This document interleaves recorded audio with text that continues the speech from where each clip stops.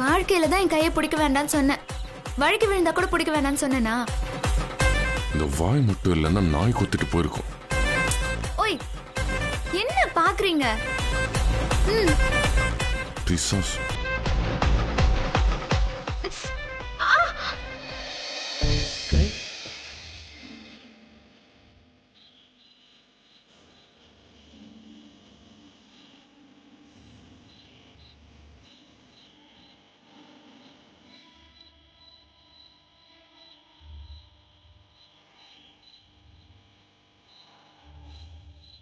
இப்படி உன்னை ஏந்தி கொண்டு திரலோகம்.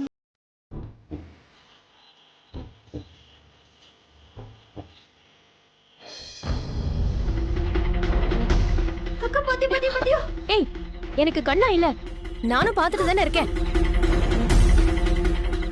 என்னக்கா இது? ரொமான்ஸ் எக்ஸ்பிரஸ் வேகத்துல போயிட்டு இருக்கு. இந்த ஹாசினி நம்ம நினைச்சதை விட பெரிய ஆளா இருக்கா. நேர கொடுமை. கல்யாணம் பண்ணிக்க போற மாமனாரும் மாமியாரும் கொஞ்சிட்டு இருக்கிறத மருமகளுங்க நாம மாடியில இருந்து பார்த்து புலம்ப வேண்டியதா இருக்கு. இதுல விஷயம் என்னன்னா, நம்ம ஏஜ் இப்படிப்பட்ட ஆளே கிடையாது. இவர் இந்த விஷயத்துக்கு செட் ஆக மாட்டாருன்னு தான் நினைச்சிட்டு இருந்தோம். அதுதான் எனக்கும் புரியல. ரிட்டையரான ராணுவ கேப்டன் மாதிரி ஏஜே வெறப்பாவே இருப்பாரு. ஏதாவது கேட்டோம்னா சிடுசடுன்னு பேசுவாரு. அப்பேற்பட்ட மனுஷன் இந்த ஹாசினிய அப்படியே பிறந்த குழந்தை மாதிரி தூக்கிட்டே போறாரே. வெயில்ல வச்ச ஐஸ்கிரீம் மாதிரி இப்படி உருகி ஓடுறாரு.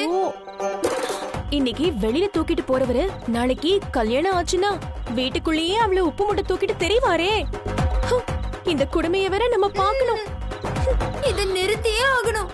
உப்பு மூட்டை தூக்குறதையா? இல்லக்கா, இந்த கொடுமைய. ஏஜிக்கு மௌனராக மோகன்னு நினைப்பு. கிளைமேக்ஸ்ல ரேவதிய தூக்கிட்டு போற மாதிரி போறாரு. அந்த கிளைமேக்ஸ் இங்க நடக்க கூடாதுக்கா. அதுக்கு முன்னாடியே படத்தை முடிச்சிடணும். இந்த கல்யாணம் நடக்கவே கூடாது. நம்ம மொத்த திறமையை இறக்கி இந்த கல்யாணத்தை நிறுத்தியே ஆகணும். இந்த கல்யாணம் மட்டும் நிக்கல, நானு இல்ல நம்ம இங்க இருந்து குதிக்க வேண்டியதா. ஏய், நான் என்னடி பண்ண? அது ஒரு ஃப்ளோர்ல வருதுக்கா.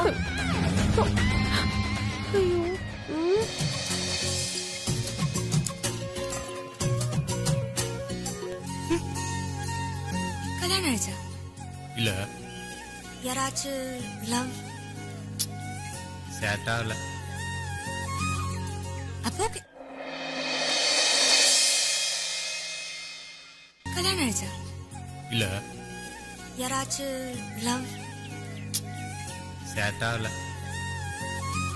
சூப்பர். அப்போ ஓகே. கன்ஃபார்மா 1 மில்லியன் வியூஸ் வந்துரும். மம்மி இப்பதானே கடைக்கு போனாங்க, அதுக்குள்ள வந்துட்டாங்களா? நிம்மதியா ரீல்ஸ் பண்ணவே விட மாட்டாங்க.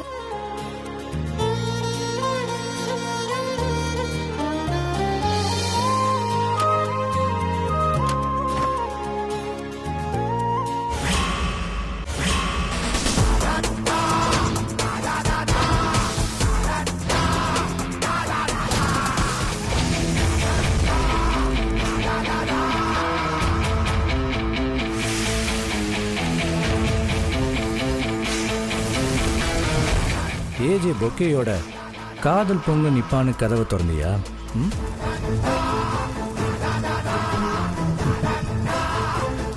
அது உன்கிட்ட சொல்ல வேண்டிய அவசியம் கிடையாது. ஆனா நீ வந்து நிப்பன்னு மட்டும் கனவுல கூட நான் நினைக்கல. ராத்திரியில ஜன்னல் வழியா திருட்டுத்தனமா வந்த உனக்கு இப்ப பகல்ல வாசல் வழியா வரத்துக்கு தைரியம் வந்துருச்சா? இல்ல வாசல் வழியா வர அளவுக்கு நல்லவனா மாறிட்டியா? இங்க எதுக்கு வந்த? என் காதல் கோட்டையை இடிச்சிட்டு அந்த இடத்துல உன் கல்யாண கோட்டையை கட்டியிருக்குன்னு கேள்விப்பட்டேன். அதான் என் பங்குக்கு நானும் ஒரு செங்கலை எடுத்து வைக்கலான்னு வந்திருக்கேன். உன்னோட எந்த கல்லும் எனக்கு தேவையில்லை. பல்லோட இடத்துக்குள்ள வெளியே போயிடு. ரொம்ப ஹாப்பியா இருக்க போல நீ. நீ என்ன சென்சஸ் ஆபீசரா? எல்லார் வீட்டுக்கும் போய் சந்தோஷமா இருக்காங்களா இல்லையான்னு கணக்கு எடுக்கிறியா? நான் கணக்கு எடுக்கிறவன் இல்ல, களை எடுக்கிறவன். நான் ஸ்வேதா கிட்ட வளர்த்து வச்ச காதலுக்கு நடுவுல நீ தானே கலையா வந்த. நீ ஒரு சுயநலம் பிடிச்சவ. உன் தங்கச்சியோட காதலை கொன்னுட்டு நீ மட்டும் ஹாப்பியா கல்யாணம் பண்ணிக்கிற.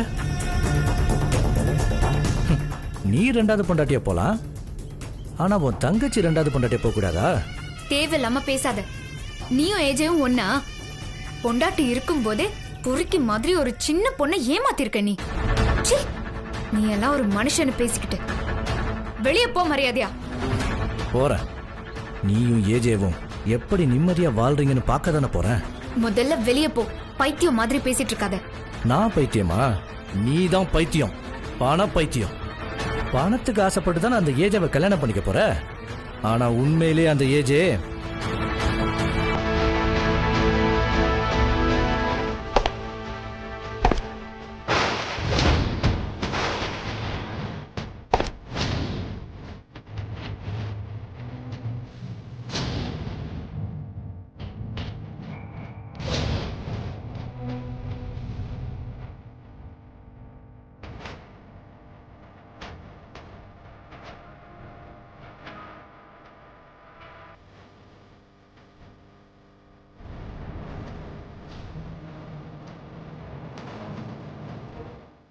சொல்லு. என்னை பத்தி ஏதோ சொல்லிட்டு இருந்தே, சொல்லு. ஏன் பாதியில எடுத்துட்ட?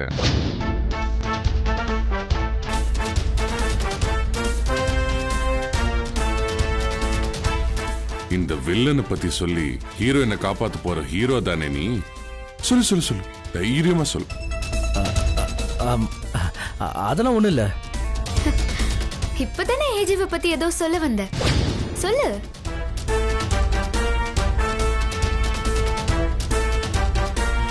என்னை பத்தி சொல்றதுக்கு உன்னோட ஹனிமூன் எல்லாம் கேன்சல் பண்ணி ஒரு தேவ செய்தியை கொண்டு வந்திருக்கியே, அது சொல்லு.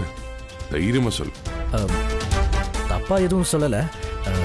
ஸ்வேதா விஷயத்துல நீங்க தான் என்ன கண்டிச்சு தப்பெல்லாம் திருத்துனீங்கன்னு சொல்லிட்டு இருந்தேன். சுபா, அவ்வளோ நல்லவனா நீ? நம்பிட்ட. இப்போ இங்க எதுக்கு வந்த? உங்க கல்யாணத்துக்கு என்னோட வாழ்த்துக்கள் லாசனி. இன்கேஸ் ஃபியூச்சர்ல ஏதாவது ப்ராப்ளம்னா கூட நீங்க என்ன கூப்பிடலாம். ஏய், உன்னால் தாண்டா ப்ராப்ளமே. உனக்கு ஏதாவது ப்ராப்ளம் வராம பாத்துக்கோ. ஓ ஃப்ரீ அட்வைஸ் எல்லாம் இங்க தேவையில்லை. கிளம்பு. Get lost.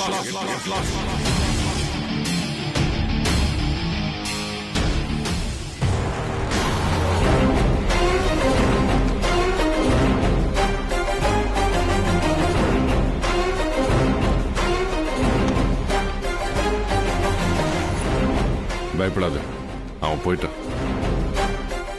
அதான் நீங்க வந்துட்டீங்களே. நானும் அவனும் ஒன்னா? வேறங்கிறதுக்கு வித்தியாசம் சொல்லுங்க பாப்போம். அவன் இன்ஸ்பெக்டருங்கிற அதிகாரத்துல என் தங்கச்சியை சுத்தி வளைச்சான். நீங்க என் தங்கச்சியை காப்பாத்தின பரிகாரத்துக்கு என்ன வளைக்க பாக்குறீங்க? பரிகாரம் இல்ல, அதிகாரம். அடுத்தவங்களை பத்தி, அவங்க ஆசைகளை பத்தி எல்லாம் யோசிக்கவே மாட்டீங்களா? இல்ல உங்க மூளையில யோசிக்கிற பேட்டர்னை ஆண்டவன் கொடுக்கவே இல்லையா? நிறையவே கொடுத்திருக்கான். நான் நல்ல யோசிச்சுதான் முடிவு எடுத்திருக்கேன். நான் யோசிக்காம எந்த முடிவே எடுக்க மாட்டேன். ஆனா எடுத்ததுக்கு அப்புறம் மாத்த மாட்டேன். உன் கல்யாணம் என்னோட தான் நடக்கும். அது மட்டும் உன் மூளையில ஏதாவது ஒரு மூளையில ஃபிக்ஸ் பண்ணி வச்சுக்கோ. உங்க முடிவை எப்படி வேணா எடுத்துக்கலாம். ஆனா அது மத்தவங்களோட உரிமையை பாதிக்குமான்லாம் யோசிக்க மாட்டீங்களா? எதை பத்தியுமே யோசிக்காம உன் கல்யாணம் என்னோட தானு சொன்னா என்ன அர்த்தம்? பொண்ணோட மனசு பத்தியே கவலைப்படாம ஒரு கல்யாணமா? கல்யாணத்துக்கு மனசு எதுக்கு? மாங்கல்யம் போதாதா?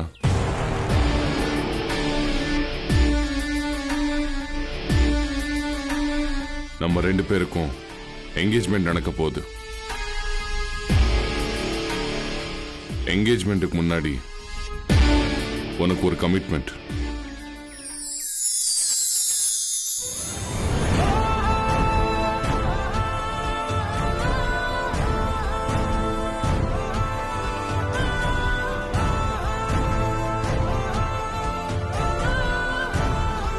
என்கேஜ்மெண்ட் நடக்கிற வரைக்கும் இது உன் பொறுப்புலயே இருக்கட்டும்.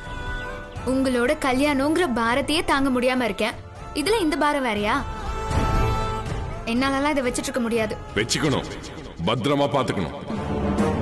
உசுரை விட பத்திரமா பாத்துக்கணும். என்கேஜ்மெண்ட் அன்னைக்கு இதை திருப்பி என்கிட்ட கொடு. இதுதான் நான் உன் விரல்ல போட போறேன். நான் கல்யாணமே வேண்டாங்கிறேன். நீங்க என்னடானா அந்த காலத்து மன்னர் வகையார மாதிரி மோதிரம் உசுருன்னு என்ன டார்ச்சர் பண்றீங்களே. என்னால முடியாது, என்னால ஒத்துக்கவே முடியாது. இத நீ வெச்சுக்கோன்னு சொல்லி நான் உன்கிட்ட கெஞ்சல, ஆர்டர் போடுறேன். இது உங்க பணக்கார வீட்டு லாக்கர்ல இருக்க வேண்டியது. இந்த ஏழை வீட்டு மரப்பெட்டிக்கெல்லாம் செட் ஆகாது.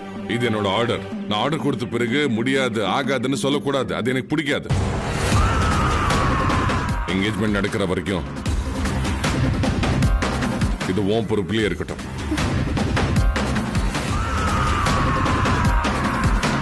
இத நீ பத்திரமா பாத்துக்கணும். என் உயிரை உன் கையில ஒப்படைச்சிருக்கேன். இனிமே என் நினைப்பெல்லாம் இதுலதான் இருக்கும். இந்த மோதிரத்துக்கு ஏதாவது ஆச்சு அவ்வளவுதான்.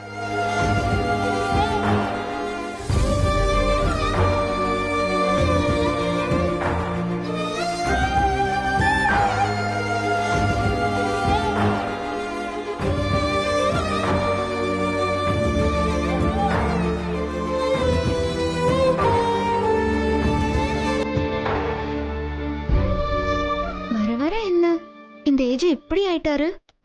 ஏதோ மூஞ்ச உருன்னு வச்சிருக்காரு, கோபமா இருக்காரு, பிடிவாதக்காரரு. கட் அண்ட் ரைட் பார்ட்டின்னு பார்த்தா இப்போ அதிகாரம் எல்லாம் பண்றாரு. கல்யாணம் பண்ணிக்க போற பொண்ணுக்கு ரிங்கு கொடுக்குற முறையா இது? ஏதோ அரெஸ்ட் வாரண்ட் கொடுக்குற மாதிரி கொடுக்குறாரு. பாஷா ரஜினி மாதிரி இதுக்கு முன்னாடி வெட்டு குத்துன்னு ரவுடிசம் பண்ணிருப்பாரோ? ஹாசினி, நாங்க வரது கூட தெரியாம அப்படி என்னமா யோசனை? ஹாசினி, உனக்காக என்ன கொண்டு வந்திருக்கேன்னு பாரு. இந்தா.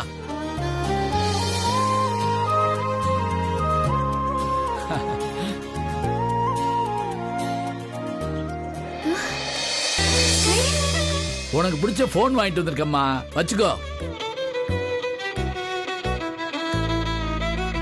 இப்போ இவ்ளோ செலவு பண்ணி இதை வாங்க வேண்டிய அவசியம் என்ன சொல்லுங்க? அவசியம் இருக்குமா. நீ கல்யாணம் பண்ணி போனதுக்கு அப்புறம் எனக்கு காலையில் நியூஸ் பேப்பரோட காப்பி யார் தருவா?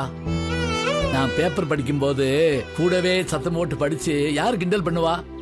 அப்பப்ப மரண கண்ணாடிய யாருமா எடுத்து கொடுப்பா? ஆனா இந்த போன் இருந்தா அப்பப்ப வீடியோ கால்ல பார்த்து பேசிக்கலாம்ல. காலையில காப்பி குடிச்சியான்னு நீ என்ன கேட்கலாம்ல. தூரத்துல இருந்தாலும் பக்கத்துல இருக்க மாதிரியே மனசு நிறைஞ்சிருக்கும்ல. அதுக்கு தாமா. நீ இல்லாம நானும் ஸ்வேதாவும் எப்படி இருக்க போறோம்னு தெரியலம்மா. எங்களை மறந்துடாதம்மா.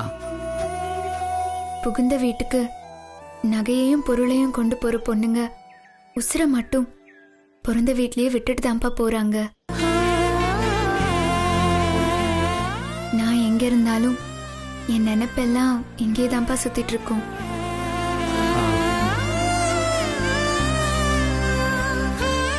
இங்க பாரு ஸ்வேதா, என் மேல உனக்கு என்ன கோவம் இருந்தாலும் சரி, ஆனா அப்பா அம்மாவை நீ தான் நல்லா பாத்துக்கணும், சரியா? என்னோட வருத்தத்தை நீ கோவம்னு தப்பா புரிஞ்சிருக்கக்கா. உன்னோட எதிர்காலத்தை நினைச்சாதான் எனக்கு பயமா இருக்கு. நீ அவ்வளோ பயப்படுற அளவுக்கு நான் ஒன்னும் ராவணன் கிட்ட மாட்டின சீதை இல்ல. நான் ஹனுமான் மாதிரி. இந்த குரங்கு பண்ற சேட்டையில அவங்க தான் பயப்படணும். சரி, இதே சிரிப்போட புது போன்ல ஒரு செல்ஃபி எடுத்துக்கலாமா? ஓகே.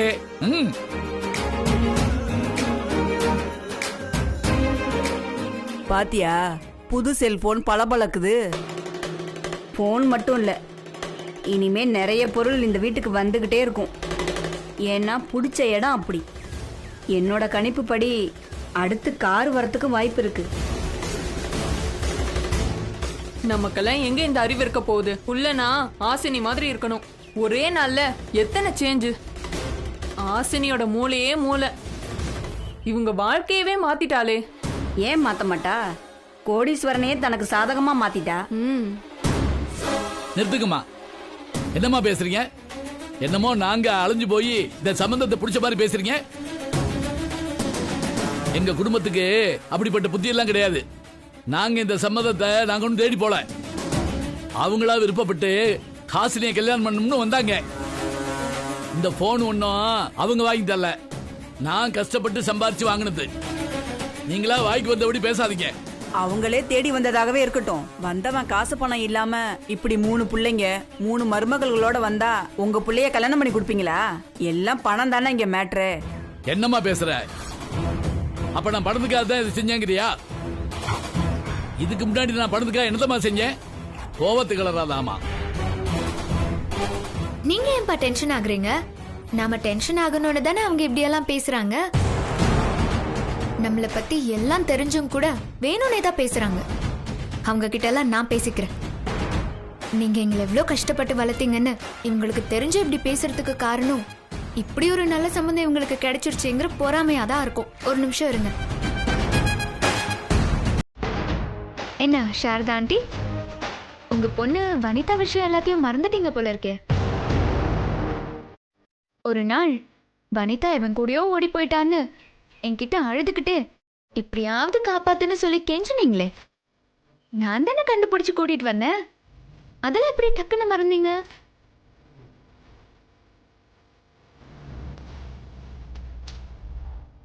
அதுக்குள்ள நீங்க எங்க குடும்பத்தை கமெண்ட் பண்ற அளவுக்கு உங்க கௌரவம் வளர்ந்துருச்சா, இல்ல உங்க பொண்ணோட வளர்ப்பு மாறிடுச்சா? என்ன சுந்தரி அக்கா, நீங்க வீட்ல வாங்கி குவிக்கிற பொருளுக்கும் உங்க புருஷன் வாங்குற குறைஞ்ச சம்பளத்துக்கும் சம்பந்தமே இல்லைன்னு நான் இப்ப வச்சு கேட்டேனா? வேணா உங்க புருஷனுக்கு ஒரு போன் போட்டு கொடுங்க. இந்த டவுட் அவர்கிட்டயே சொல்லி கணக்க டேலி பண்ணிடுவோம். நீங்க உங்க உடம்புல எல்லாம் சேர்த்த பூசிக்கிட்டு அடுத்தவங்க கிட்ட அழுக்கு இருக்குன்னு பேசிட்டு இருக்கீங்களா? நான் பேச ஆரம்பிச்சேன்னா நீங்க உங்க வீட்டை விட்டே ஓட வேண்டியதா இருக்கும். பரவாயில்லையா? பேசலாம்னா சொல்லுங்க.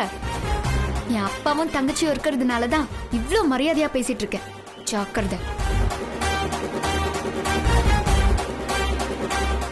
என்ன பொம்பளைக்கு அவங்க? போஸ்ட் மேன் கூட லெட்டர் இருந்தா தான் ஒவ்வொரு வீட்டுக்கா போவாரு. ஆனா இவங்க ஒரு காரணம் இல்லாம வீடு வீடா குப்பையை வாரி இறச்சிட்டு போறாங்க. இப்பவே இந்த கல்யாணத்தை பத்தி இப்படியெல்லாம் பேசுறாங்க. அப்பா வேற இந்த கல்யாணத்துல எனக்கு முழு சம்மதங்கிற மாதிரி நினைச்சிட்டு இருக்காரு. இந்த கல்யாணத்துல எனக்கு விருப்பம் இல்லைன்னு தெரிஞ்சா அவர் எப்படி தாங்கிப்பாரு?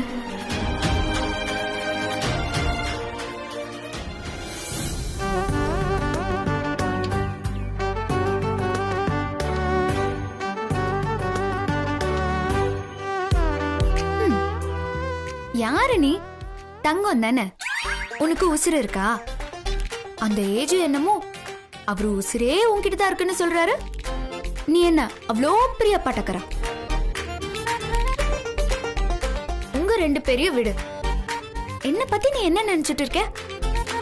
முதல்ல அந்த ஏஜியோட பொண்டாட்டி விரல்ல இருந்த, இப்போ ஜம்ப் பண்ணி என்கிட்ட வந்துட்ட.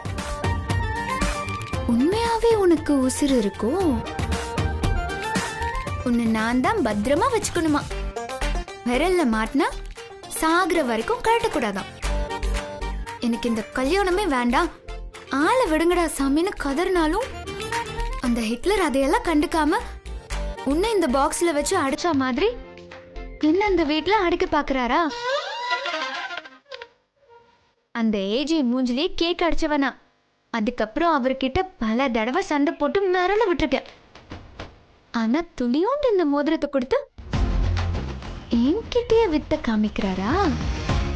என் விரல்ல இந்த ரிங்க மாட்டி சர்க்கஸ்ல ரிங் மாஸ்டர் சிங்கத்தை அடக்குற மாதிரி என்ன அடக்கலான்னு நினைக்கிறாரா?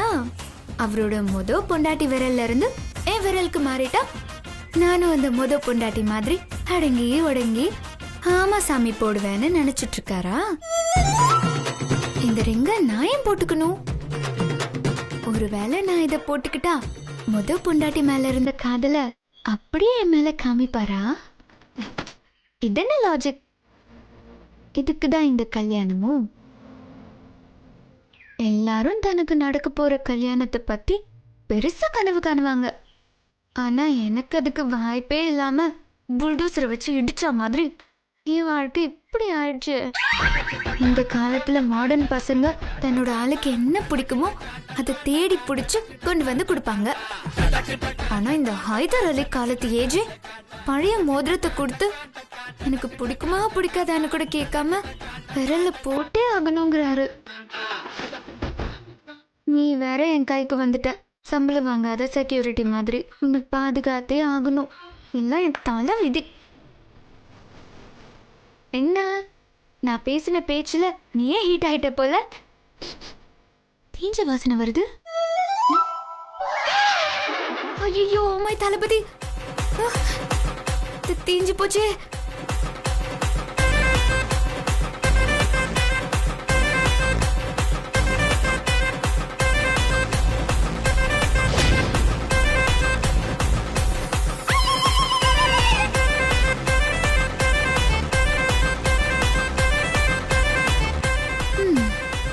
பெத்த அப்பாக்கு 4 பக்கோடா போட தெரியல.